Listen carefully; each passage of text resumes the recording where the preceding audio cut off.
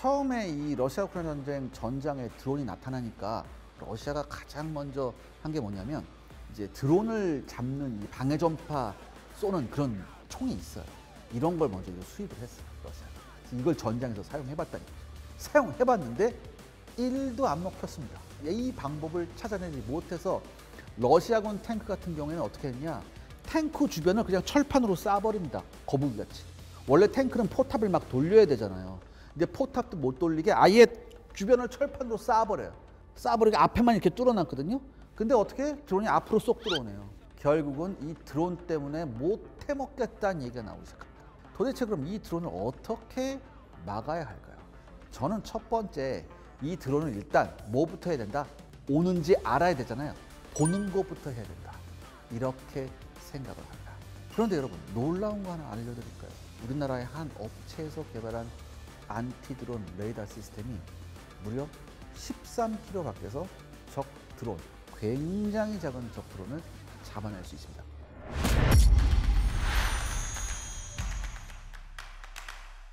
K방산의 현재를 점검하고 미래를 먼저 보는 시간, KTV 밀리보기 군사 전문기자 이세환입니다. 지난 시간에 전쟁의 패러다임을 바꾼 드론에 대해서 우리가 알아봤습니다. 2022년 2월 24일 러시아군은 막강한 전력을 동원해 우크라이나를 침공했죠. 우크라이나군은요, 일반 시중에서 구할 수 있는 200~300달러짜리 드론에 RPG 탄두를 케이블 타이에 묶어서 바로 폭탄으로 사용한 거예요. 그리고 그 효과는 엄청났습니다. 그야말로 게임 체인저의 등장이었습니다. 그런데 과연 이 무시무시한 드론 어떻게 막아야 할까요? 처음에 이 러시아 우크라이나 전쟁 전장에 드론이 나타나니까 러시아가 가장 먼저 한 게 뭐냐면 이제 드론을 잡는 이 방해 전파 쏘는 그런 총이 있어요. 이런 걸 먼저 수입을 했어요, 러시아가. 그래서 이걸 전장에서 사용해봤다는 얘기죠. 사용해봤는데 1도 안 먹혔습니다. 왜 1도 안 먹혔냐? 그러니까 여러분, 요즘 파는 드론 있죠? 뭐 200~300달러짜리 막 파는 그런 상용 드론. 이 안에 채널이 12개입니다, 기본이. 이 12개 채널이 무슨 뜻이냐? 채널이 하나가 방해가 되면 다음 채널로 바꿔버려요. 이 바꾸는 걸 12번 할 수 있다는 얘기거든요. 여기에서 쏘는 방해 전파를 12번 바꾸면서 다가오는 거예요. 그리고 심지어 조금만 더 비싼 드론, 한 400~500달러짜리는 안에 채널이 24개입니다. 그러니까 채널을 24번 바꾸면서 나한테 다가올 수 있어요.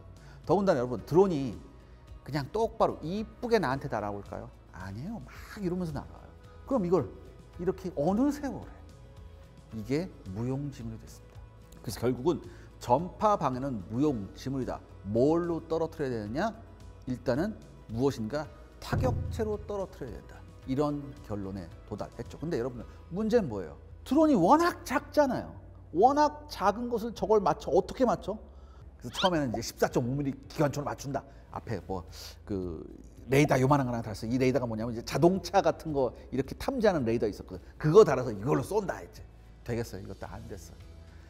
도대체 무슨 방법을 어떻게 해야 될까? 이 방법을 찾아내지 못해서 러시아군 탱크 같은 경우에는 어떻게 했냐? 탱크 주변을 그냥 철판으로 쏴버립니다. 거북이같이. 원래 탱크는 포탑을 막 돌려야 되잖아요. 근데 포탑도 못 돌리게 아예 주변을 철판으로 쏴버려요. 쏴버리게 앞에만 이렇게 뚫어놨거든요. 근데 어떻게 드론이 앞으로 쏙 들어오네요. 또 당하는 거죠. 결국은 이 드론 때문에 못 해먹겠다는 얘기가 나오기 시작합니다. 도대체 그럼 이 드론을 어떻게 막아야 할까요? 저는 첫 번째, 이 드론을 일단 뭐부터 해야 된다? 오는지 알아야 되잖아요. 보는 것부터 해야 된다. 이렇게 생각을 합니다. 근데 이 드론이 워낙 작다 보니까 일반적인 레이더로는 잡기가 힘들어요. 그래서 처음에 이스라엘에서 이 안티드론 레이더가 처음에 나왔습니다. 그래서 이스라엘이 선정을 했어요. 우리 이스라엘제 안티드론 레이더는 아주 작은 드론을 10km 밖에서 탐지할 수 있다. 이렇게 선정을 했어요. 선정을 했는데 하고 보니까 5km에서 잡는 거예요. 그래? 5km도 괜찮아. 5km도 괜찮은데 문제는 뭐냐면 여러분들 이거예요. 드론이 하나가 똑바로만 날아오면 다행이죠. 이런 생각 근데 안 해보셨어요?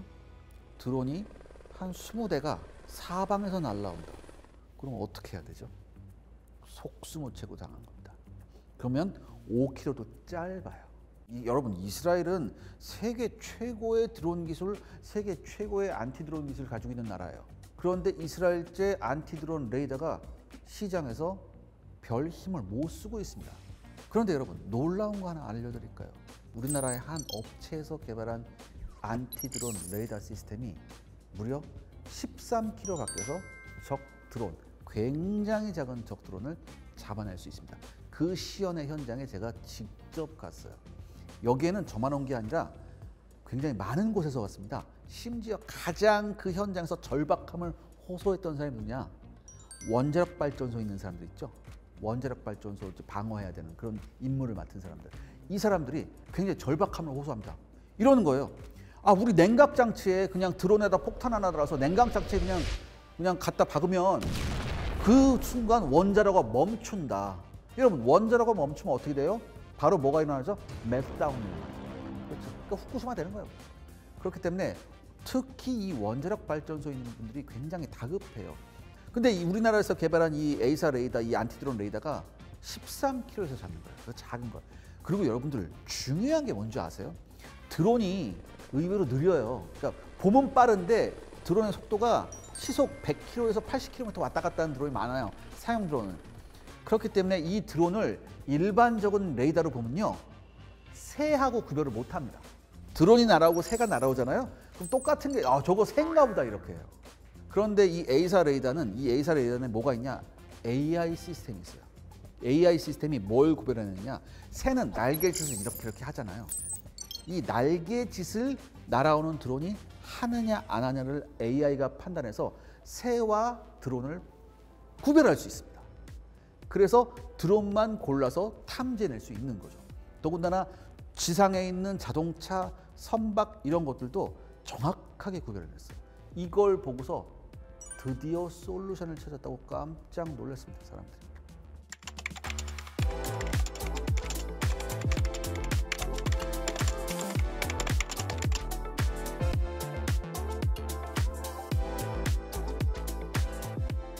그런데 우리나라가 조금 약한 게 있어요. 뭐냐? 드론을 파괴하는 드론 타격 시스템이 우리나라가 조금 약합니다. 그런데 이런 드론 타격 시스템은 또 독일하고 미국이 또 강해요. 독일에서 개발한 이 35mm 기관폰은요, 드론이 날라오면은 딱 가요. 딱 가서 이 앞에서 산탄총처럼 팍 퍼져요. 그래서 작은 드론도 떨어뜨릴 수 있는 거예요.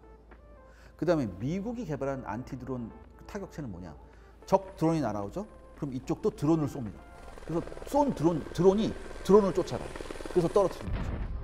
그러니까 이런 타격 체계는 지금 다른 나라들이 조금 앞선 게 있어요. 하지만 감시 체계만큼은 뭐가 앞선다? 우리나라가 앞선다. 이게 굉장히 중요합니다. 일단 눈으로 봐야 쏠 거 아니에요. 그렇잖아요.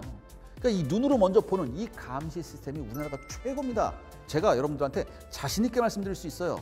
계속 해외에서도 접촉이 오고 있고, 아마 저는 K방산의 미래를 생각했을 때 이 드론 감시 체계가 앞으로는 가장 성장성이 크다고 생각하고요. 다행스럽게도 드론 감시 시스템 기술력에 있어서는 우리나라가 세계 최고라고 자부할 수 있습니다. 그러니까 드론을 막는 방법에는 여러분들 소프트킬하고 하드킬이 있어요. 소프트킬은 뭐냐? 전파 방해를 막 해서 드론을 이렇게 땅으로 이렇게 착륙시키는 거예요. 아니면 전파 방해를 해서 드론이 어디 엉뚱한 데로 가게 하는 겁니다.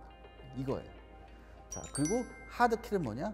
드론을 직접 타격해서 떨어뜨리는 거죠. 완전히 파괴하거나 격추시키는 거예요. 이걸 하드킬이라고 합니다. 근데 하드킬 방법에는 두 가지가 있어요. 뭔가 이제 발사체를 쏴서 얘를 파괴해서 떨어뜨리는 거하고, 그 다음에 아주 강력한 마이크로웨이브파를 해가지고 이 드론 안에 있는 이 회로를 튀겨버리는 방법이 있어요. 그렇게 해서 이제 떨어뜨리는 방법이 있는데, 이 타격체 부분에서는 독일하고 미국 같은 이런 나라들이 좀 앞서 있습니다. 자, 그럼 타격체는 이렇다 치고 또 다른 하드킬 시스템 중에 이게 있었죠. 마이크로웨이브파를 딱 해가지고 전파를 튀겨버리는 거. 이거를 실험을 했어요. 이거 굉장히 이거에 앞서 있는 나라가 미국이긴 한데, 실험 공간에서 했을 때 이게 괜찮았는데 실제로 이걸 사용하려고 보니까 주변에 있는 모든 전자기기에 영향을 줄 수 있다는 결과가 나왔어요. 그렇기 때문에 이 마이크로웨이브로 이 안에 있는 회로를, 마이크로칩을 튀겨버린다. 이거는 굉장히 비현실적이다. 그 다음에 또 있죠. 요즘 나오는 게 뭐냐, 레이저로 쏴서 레이저로 태워버리는 기술도 있거든요. 우리나라도 지금 개발하고 있죠. 그 다음에 이제 미 해군 함정 같은 경우에는 실제로 드론을 막기 위해서 이제 레이저 이제 조사 장치가 있긴 한데, 이게 드론이 워낙 잘 왔다 갔다 해요. 잘 왔다 갔다 하면 이게 이 드론이 왔다 갔다 하는 걸 계속 쫓아가야 되거든요. 레이저를 계속 적어도 한 10초 정도, 그러니까 5초에서 10초 이상 레이저를 한 곳에 집중해야만 불이 붙어요. 한 번에 그냥 뿅 하고 쏜다고 해서 쾅 터지는 게 아니야. 뿅 하고 쏘려면 뭐예요? 에너지를 응축했다가 한꺼번에 내보내는 기술이 있어요. 근데 이 기술이 아직 없어. 영화 같은 기술이 아직 없어요. 그렇기 때문에 쭉 계속 직선으로 나가는 레이저를 계속해서 이제 쫓아가면서 이제 태워야 되는데, 이게 시간이 좀 필요해요. 약 5초에서 한 10초 정도 필요해요. 그러니까 실험실에서는 되죠. 실험실에서는 실험을 어떻게 해요? 이쁘게 날아가는 걸 계속 쏘면 되니까. 근데 실전은 그렇지가 않잖아요. 그리고 워낙 작은 애들이 오니까 이걸 어떻게 해요? 그래서 레이저도 조금 한계가 있어요. 그렇기 때문에 가장 좋은 방법은 제가 생각하는 건 산탄총처럼 확 퍼지는 기관포탄이 가장 지금까지는 효과적이 아닐까. 또는 적 드론한테 지정된 다른 우리 쪽 타격 드론이 쫓아가서 파괴하는 방법. 이게 가장 좋은 방법이라고 저는 지금까지 생각하고 있습니다.